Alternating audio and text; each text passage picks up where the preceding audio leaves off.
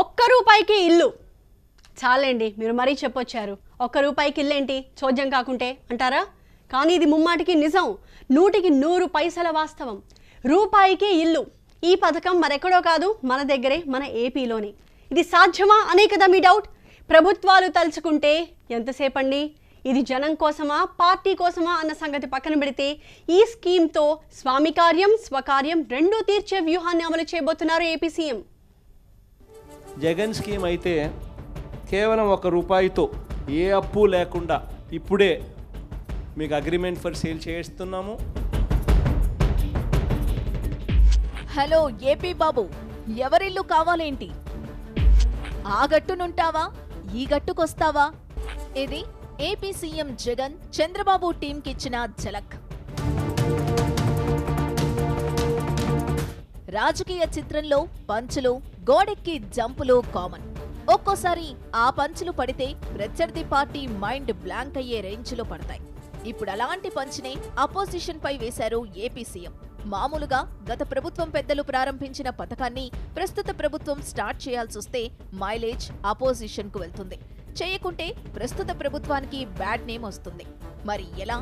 ఇలాంటి సిచ్యువేషనే AP CM Jagan face చేశారు. కానీ ఇక్కడే అపోజిషన్ కే షాక్ ఇచ్చే వ్యూహం పన్నారు. ఏపీలో ఇళ్ల పంపిణీ మ్యాటర్ ఇప్పుడు బర్నింగ్ పాయింట్. అందులో వైసీపీ నవరత్నాల్లో ఇది మెయిన్ రత్నం. ఈ రత్నం లాంటి ఆలోచన తమదేనని చంద్రబాబు గ్యాంగ్ ఆరోపణ కాదు, ఇది అప్డేటెడ్ వెర్షన్ అని వైసీపీ బ్యాచ్ వివరణ. ఇప్పటికే ఇళ్ల పంపిణీ కరోనా కారణంగానూ కోర్టుల ఇష్యూతో వాయిదార్పణం అవుతూ వస్తోంది. ఇప్పుడు ఆ ముహూర్తం రానే వచ్చింది. కానీ ఇక్కడే ఏపీ సీఎం వ్యూహాత్మకంగా వ్యవహరించారు. చంద్రబాబు అండ్ కోకు ట్విస్ట్ ఇచ్చారు. అర్హులకు ఇళ్లు కేటాయించాలంటూ టీడీపీ పెద్ద ఎత్తున ఆందోళన చేపడుతోంది. ఇలాంటి తరుణంలో ఏపీ సీఎం ఇళ్లకు సంబంధించి చేసిన ప్రకటనపై ఆసక్తికర చర్చ నడుస్తోంది. 1 రూపాయికే ఇల్లు ఇస్తానని జగన్ బంపర్ ఆఫర్ ఇచ్చారు.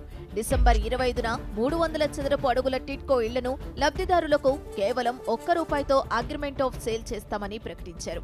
అలాగే హైకోర్టు స్టే ఉన్న చోట్ల మినహా మిగిలిన ప్రాంతాల్లో డిసెంబర్ 25న డీఫామ్ పట్టాలతో ఇళ్ల స్థలాలు పంపిణీ చేస్తామన్నారాయన.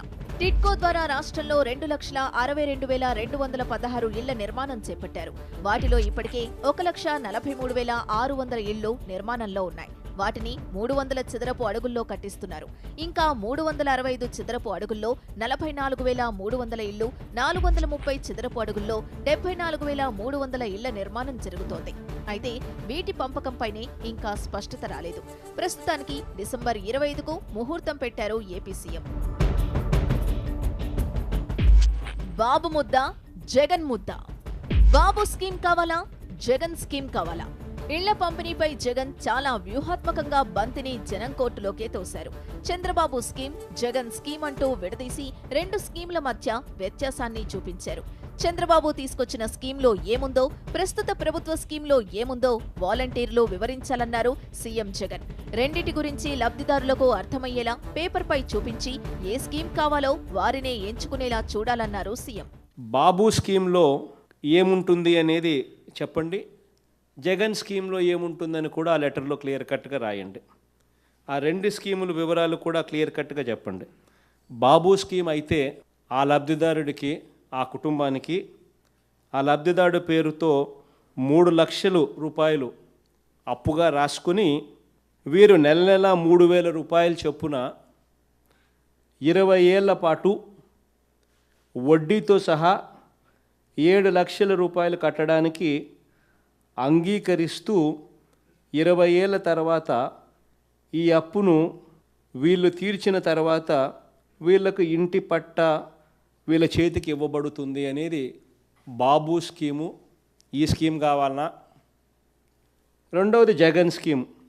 జగన్ స్కీమ్ అయితే కేవలం 1 రూపాయితో, కేవలం ఒకే 1 రూపాయితో ఇప్పుడే ఏ అప్పు లేకుండా సర్వ హక్కులతో ఇప్పుడే మీకు అగ్రిమెంట్ ఫర్ సేల్ చేస్తున్నాము. రిజిస్ట్రేషన్ కూడా చేసేస్తాం. ఏ స్కీమ్ కావాలనో ఆప్షన్లలో ప్రజలతోనే టిక్కులు పెట్టించేద్దాం. అసలు చంద్రబాబు స్కీమ్లో ఏముంది? జగన్ పాలసీ ఇస్తున్న ఆఫర్ ఏంటి? లబ్ధిదారుడు చంద్రబాబు స్కీమ్ తీసుకుంటే 3 లక్షల అప్పును నెలకు 3,000 చొప్పున 20 ఏళ్ల పాటు వడ్డీతో సహా చెల్లించాలి. అంటే లబ్ధిదారుడు 7 లక్షలు కట్టాల్సి ఉంటుంది. ఆ తర్వాతే ఇంటిపై హక్కులు వారి చేతికొస్తాయట.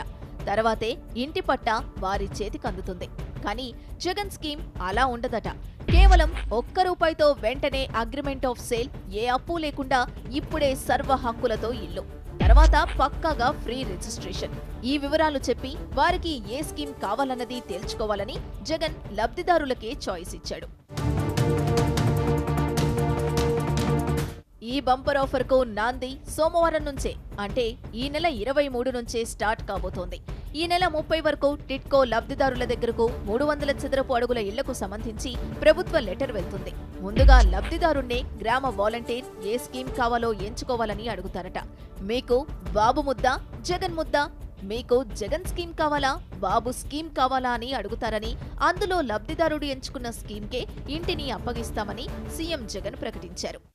వాలంటీర్ల చేత ప్రతి టిడ్కో బెనిఫిషరీ దగ్గరికి, ప్రతి టిడ్కో ఇల్లు అలాట్ అయి ఉన్న ప్రతి ఒక్కరి దగ్గరికి, ఆ ప్రతి కుటుంబం దగ్గరికి మన వాలంటీర్లు గ్రామ సెక్రటేరియట్ల ద్వారా ప్రతి ఒక్కరి దగ్గరికి కూడా గవర్నమెంట్ తరపు నుంచి ఒక లెటర్ తీసుకొని పొమ్మని చెప్పి పంపించండి. రేపు సోమవారం నుంచి మొదలుపెట్టి ఈ నెల 30వ తారీఖు దాకా ఆ లెటర్ తీసుకొని పోయి 300 SFT ఎవరికైతే ఇస్తూ ఉన్నామో ఈ 1,43,000 మంది వాళ్ళ దగ్గరికి పోయి ఈ లెటర్ తీసుకొని పోయి ఈ వాలంటీరు ఈ గ్రామ సెక్రటరీ ద్వారా పోయి వాళ్లకు ఏ ఆప్షన్ కావాలి అని ఆ లెటర్లో ఆప్షన్స్ పెట్టి ఇవ్వండి. ఏ ఆప్షన్ కావాలి, ఏ స్కీమ్ మీకు కావాలి అనేది ఆ టిడ్కో బెనిఫిషరీస్నే, టిడ్కో లబ్ధిదారులనే అడిగే కార్యక్రమం చేయండి. బంతి జనం కోర్టులో ఉంది.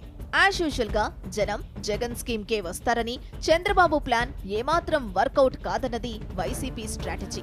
స్వామి కార్యం స్వకార్యం రెండూ తీరినట్లవుతుందని ఫ్యాన్ పార్టీ జగన్ వ్యూహానికి హ్యాట్స్ ఆఫ్ చెబుతోంది.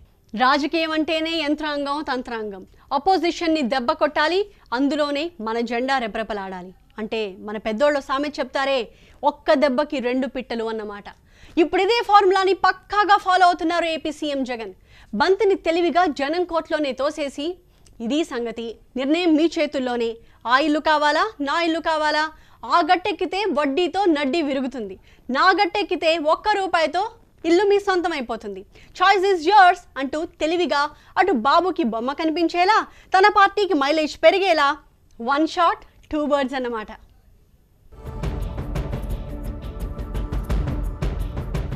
ఇళ్ల పట్టాలపై ఎప్పటి నుంచో రగడ, కోర్టు బ్రేకులతో ఆగిన పంపిణీ, పేదలందరికీ ఇళ్లు, ఎన్నికలకు ముందు జగన్ ఇచ్చిన హామీ. ఇది వ్యూహాత్మకంగా అమలు చేయాలని వైసీపీ భావిస్తోంది. అధికారంలోకి వచ్చిన 2వ వారంలోనే దీన్ని ప్రారంభించారు వైఎస్ జగన్. అందుకు తగ్గట్లుగానే కార్యాచరణ మొదలుపెట్టారు. ఉగాదిని ఇళ్ల పంపిణీకి ముహూర్తంగా నిర్ణయించుకున్నారు. అయితే స్థానిక ఎన్నికల నేపథ్యంలో ఇది వాయిదా పడింది.